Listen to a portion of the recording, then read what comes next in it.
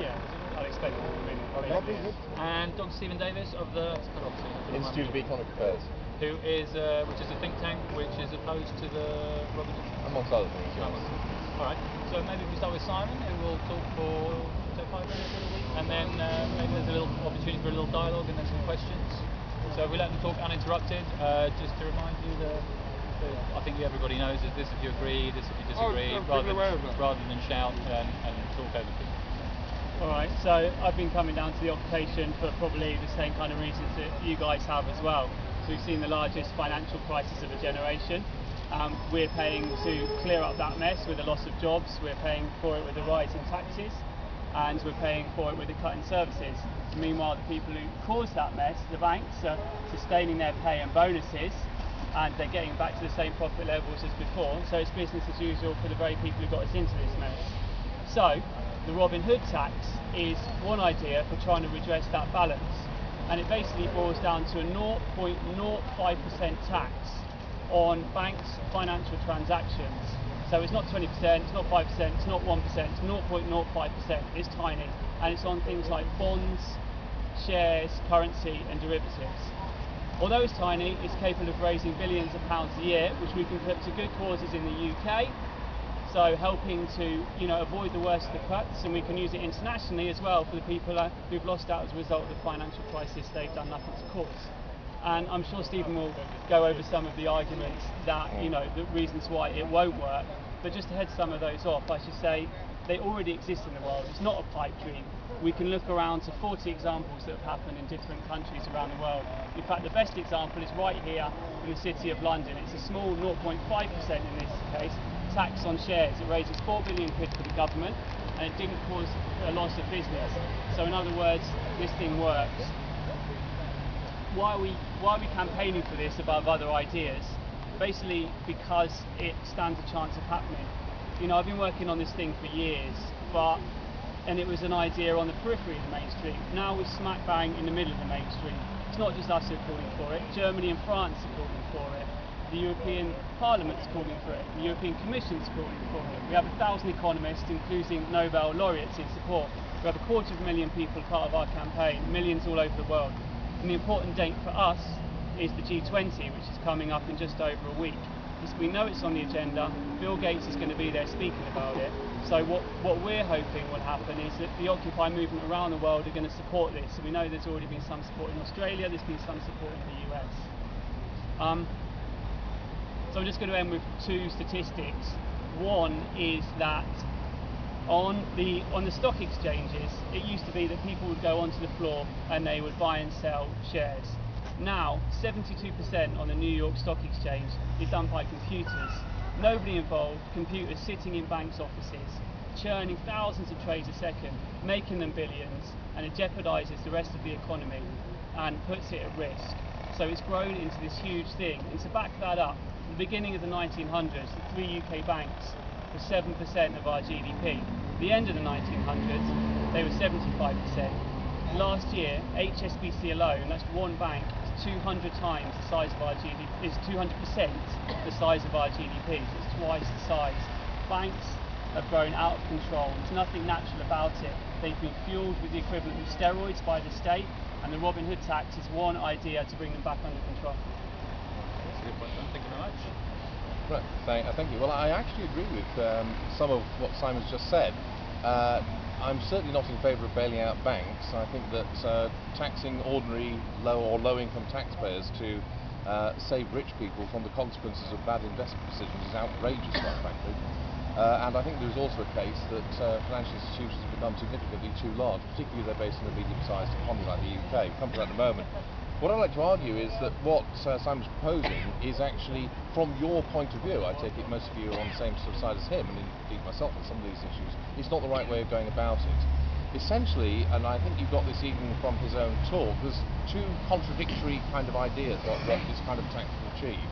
The first is that it will actually slow down the rate of financial transactions. It will reduce the amount of volatility in the market. So you'll have simply fewer transactions going on, less churn as they call it. But it's also supposed to raise large amounts of revenue.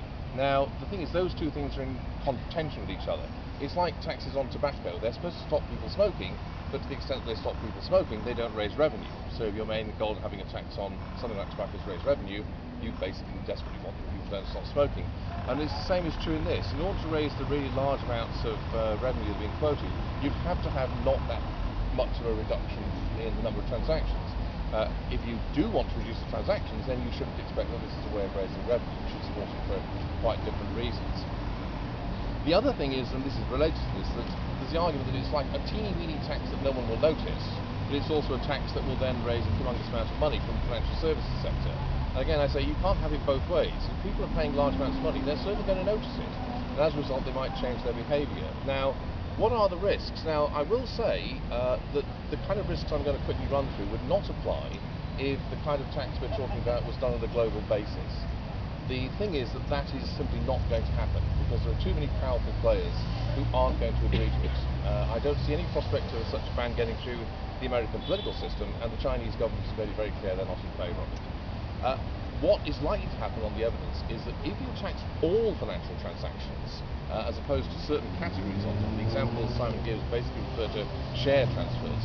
If you tax all of those things, then the business will simply migrate. Sweden tried having a financial transactions tax, which is what we're talking about, in the 1980s, and 85% of their business in that area migrated. Well, we think it migrated, it just disappeared.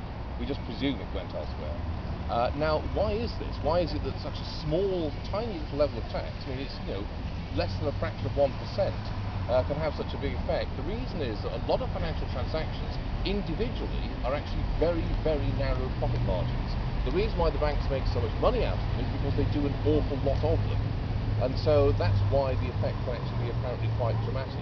What I finally conclude by saying is that if you want to do things about this, there are other things you can do which I think would be more effective. Now, I might not agree with all these myself, but I think they're less harmful than what Simon's advocating. For example, you could support the financial activity tax with the wonderful acronym of FAT, of course, which the EU has also been looking at, which is essentially a special extra corporation and income tax on the financial services sector alone. That's much more transparent and it shouldn't have the same kind of dramatic effects upon market transactions and levels. If you want to reduce volatility and risk-taking, you could do things like, for example, not allowing people to take out credit default swaps unless they have an underlying insurable interest in the asset that the CDS is attached to. There are a whole range of other things you could do of that sort. Some I would agree with, some I wouldn't. But I think that all of these are more likely to actually achieve your ends than the kind of tax that you're having proposed here. Okay, so I'm going to ask you, just from what you said, I've got a question for each of you, and if you want to use that as an opportunity to respond as well. So Simon, what's the ambition from your perspective? Is this something to quell speculative markets, or is this something that is all about raising revenue? Primarily, we think there's a responsibility for the financial sector to pay their fair share for all the mess they've caused, so the money can go home and abroad. The beauty of this tax is that it particularly targets an area of the market that's got nothing to do with us, nothing to do with retail banking, nothing to do with going and putting your credit card in the machine and taking some money out. It hits the casino type operations where they do massive amounts of churning type trades. So it's very targeted at that, and that's where we get to the tiny tax, but it raises a lot of money. It's 0.05%. So if you put your money in a pension, it's not going to affect it. However, if you're sitting if you're sitting in front of an algorithmic computer making these trades happen, it is going to hit you, and it will have an effect. But we need to get it straight. It's a completely separate area of the banking system, and it's the very area that got us into trouble in the first place. Okay, so you said that unless this is applied globally, multilaterally, it's not going to work. If that's the case, why are the French and the Germans, who I believe are advocating for it, why are they so keen? I think for two reasons. One is that they are quite desperate to raise money at the moment because of the financial problems the Eurozone is having. I think the other reason is because they would hit the City of London most severely. I think the straightforward internal European political machinations in that area. Sorry, let me understand. So well, if the European Union adopted it, it would affect Britain whether we liked it or not? Yes, effectively it would mean that the funds that would be generated by this would come disproportionately from the UK. So that's that's why they're quite keen on it. So how does the migration away from that That would actually be migration out of the EU. So in fact, to the extent that that happened, they would actually be disappointed in their revenue raising expectations, I would say, because the migration, a lot of the trade would then just go to Singapore or Hong Kong. Now, there's a separate argument about whether or not you do need a lot of the trade that's going on. and whether a lot of these derivative trades are in fact things that you should allow to happen. But the issue for that is more, I'd say it's more to do with banking regulation.